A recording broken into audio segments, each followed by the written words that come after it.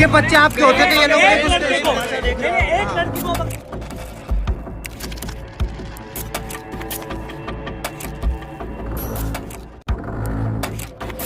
जी हाँ दोस्तों, आखिर स्वतंत्रता दिवस के पूर्व संध्या पर पुलिस की मौजूदगी में कैसे प्रदर्शन कर रहे कॉकरोचों पर भाजपाई झुंड ने हमला कर दिया और उसके बाद में कॉकरोचों ने कैसे उसका हिसाब बराबर किया। लेकिन इस बीच में अभिजीत टीम के योगी मोदी समेत पूरे भारतीय जनता पार्टी के खेमे और राजस्थान के मुख्यमंत्री भजन लाल शर्मा को कौन सी आखिरी चेतावनी दी, विस्तार से दोस्तों आपको सब कुछ बताते हैं।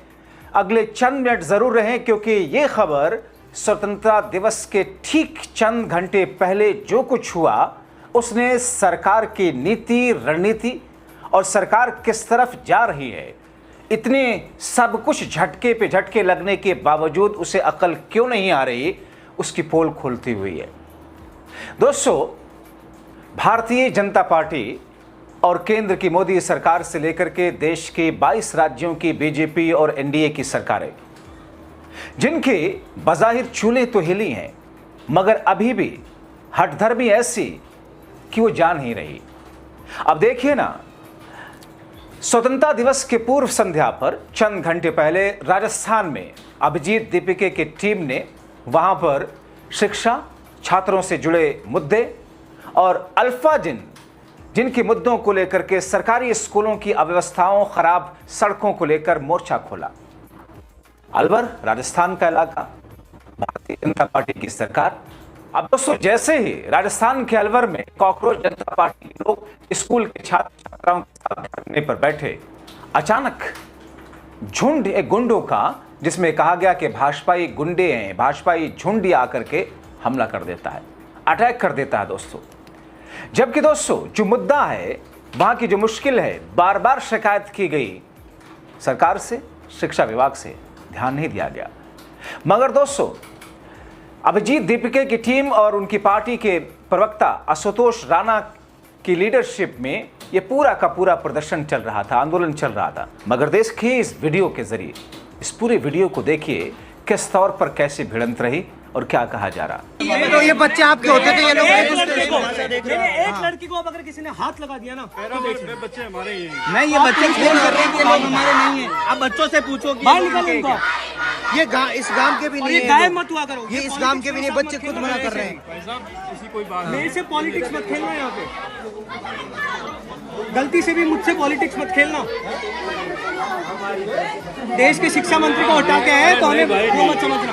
तो इनको बाहर निकालो, पहले बाहर निकालो जो गुंडा कर उसका उसकी देखो शर्ट फाड़ी है, पूरी साइड मार दी, मेरी वीडियो पड़ा है, हाथों में मार रहा है। पुलिस मिली हुई है, पुलिस करी नहीं रही। क्या ये बिल्कुल नहीं चलेगा, ये बिल्कुल नहीं चलेगा। ये क्या है, क्या उसकी शर्ट कैसे फाड़ी उसने? आइडेंटिफाई नहीं, बाहर करो उनको। करो ना, फिर बाहर करो उनको। आइडेंटिफाई नहीं हो रहे अभी आइडेंटिफाई नहीं हुए आपसे। पुलिस फोर्स लगाओ यहाँ पे। अगर अब किसी को भी टच किया, बच्चों को परेशान किया किसी ने, बच्चों को कोई नहीं कर रहा। एक भी बच्चे को क्या किया ये? शर्ट मार रहे, हाथ मोड़ रहे, फोन छीन रहे। क्या किया? उसकी शर्ट कैसे फाड़ी? उसकी शर्ट कैसे फाड़ी? ये भी ये बच्चे आराम से बैठे। इसके हाथ पे कैसे ये मारा? कौन है? इसके हाथ पे कैसे मारा?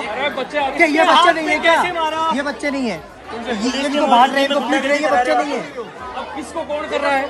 कौन कर रहा है वो आप देखो ना, वो आप देखो ना कौन कर रहा है। वो आपका काम है, वो आपका काम है। महावीर जी, हमसे पॉलिटिक्स मत करना। अरे बड़े भाई, कोई नहीं कर एसडीएम साहब को बुलाओ, 1 महीने की इनका आप मेरे को लिखित में दो।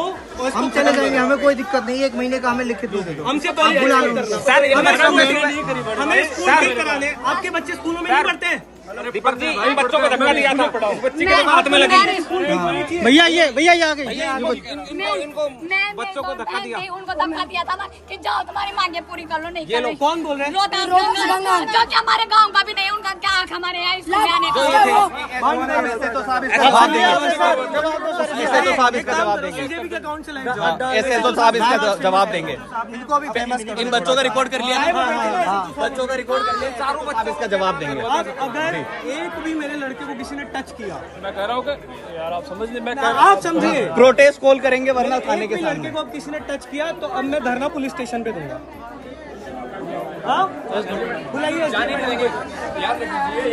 ये क्या किया आपने उसके?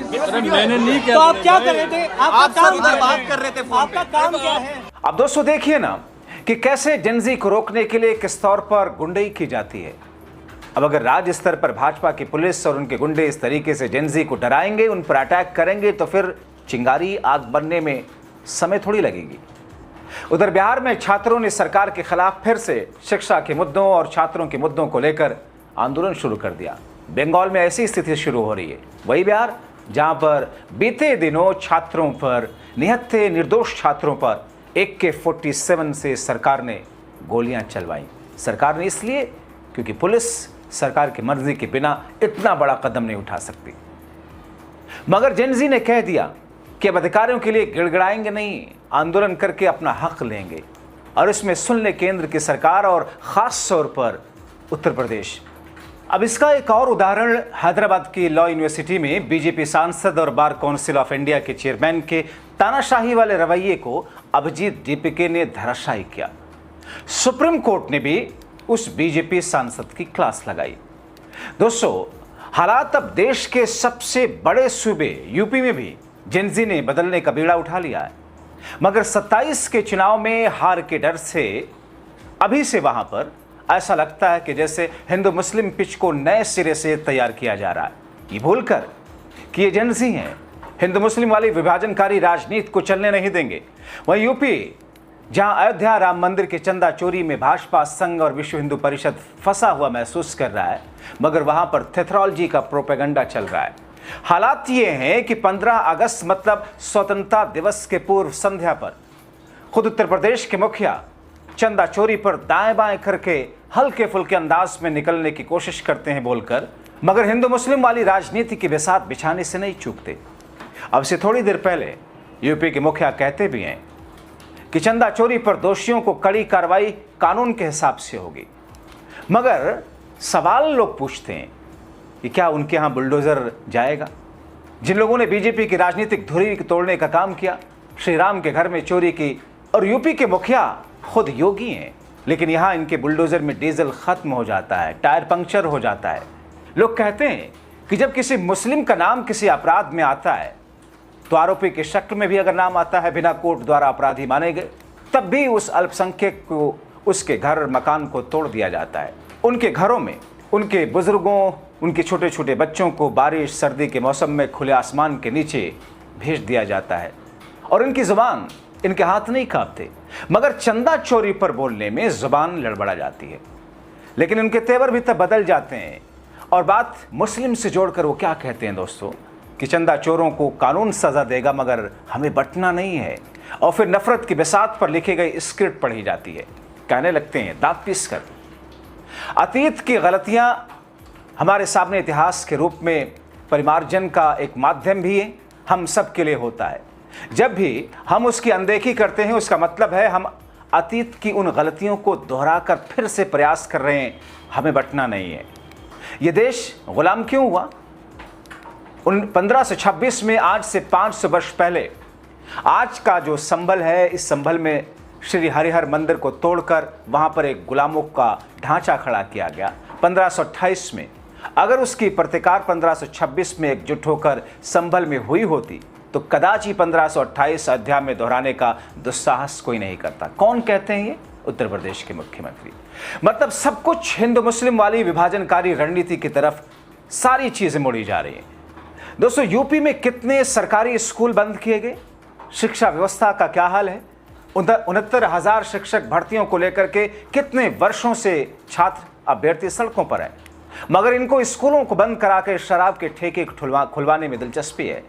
आप सब शहर कस्बे से लेकर ग्रामीण इलाकों में आप सब देख रहे होंगे, मगर इनको तो अब होश में आना ही होगा, ये अभिजीत कह रहे हैं, क्योंकि अब यूपी में इनके राज में भी जेनजी जाग चुका है, सड़कों पर उतरा है, और जल्द ही अभिजीत दीपिके की टीम भी पहुंच रही है। मगर इससे यूपी के महाराज और मुखिया को क्या फर्क पड़ता है? अगर फर्क पड़ता तो हिंदू मुस्लिम एकता की बातें तो कम से कम स्वतंत्रता दिवस के पूर्व संध्या पर करते, मगर वो तो इस मौके पर भी हिंदुओं को मुस्लिमों से दूर करने के लिए जहरीले शब्दों का बाढ़ चलाते हैं। यूपी के बाबा कहते हैं आज 14 अगस्त है। 14 अगस्त 1947 को आजादी के एक दिन पहले, तब केवल हिंदू और सिख ही नहीं कटे थे, भारत कटा था। मतलब कितनी सफाई से झूठ परोसा जा रहा है। क्या उस समय वाकई सिर्फ हिंदू और सिख कटे थे? क्या मुस्लिम नहीं कटा था? चाहे ये मुस्लिम पाकिस्तान जाने वाले लोग रहे हों या फिर उससे पहले हिंदू मुस्लिम में तनाव के बीच में एक दूसरे को जाने जिस तरीके से ली जा रही थी। और तभी गांधी जी जब आज़ादी का जश्न मनाया जा रहा था, उस समय बंगाल के एक इलाके में हिंदू मुस्लिमों में शांति बनाने के लिए रुक गए थे। आप कहीं नहीं देखेंगे उस वीडियो में जहां पर पंडित जवाहरलाल नेहरू स्पीच दे रहे हैं। मगर दोस्तों, सिर्फ हिंदुओं और सिखों के काटे जाने की बात कहकर मुस्लिमों के खिलाफ क्या है भड़काने वाला नैरेटिव नहीं है। वो आगे कहते हैं आज भी जब पाकिस्तान और बांग्लादेश के अंदर निर्दोष हिंदू मारे जाते हैं, काटे जाते हैं, और ये हर व्यक्ति जानता है कि ये मरने वाला जो हिंदू है ये सभी दलित समुदाय से हैं। मतलब यहां भी खेल गए बाबा, दलितों के वोट के लिए दलितों का जिक्र कर रहे हैं, क्योंकि 2024 में लोकसभा में दलितों और पिछड़ों ने सबक सिखाया था। दोस्तों, मगर तब योगी जी नहीं बोले थे जब यूपी के बरेली में एक दलित व्यक्ति की जान ले रहे लोग, वो झुंड गर्व से कह रहा था कि हम बाबा वाले हैं, और उस पीड़ित के नाम पर जिसकी जान जा रही थी वो नाम ले रहा था राहुल गांधी का। दोस्तों, एक योगी के नाते अगर वो सनातन की ज्यादा बात करते हैं बतौर मुख्यमंत्री भी, तो उस स्तर की किसी को आपत्ति शायद ना हो।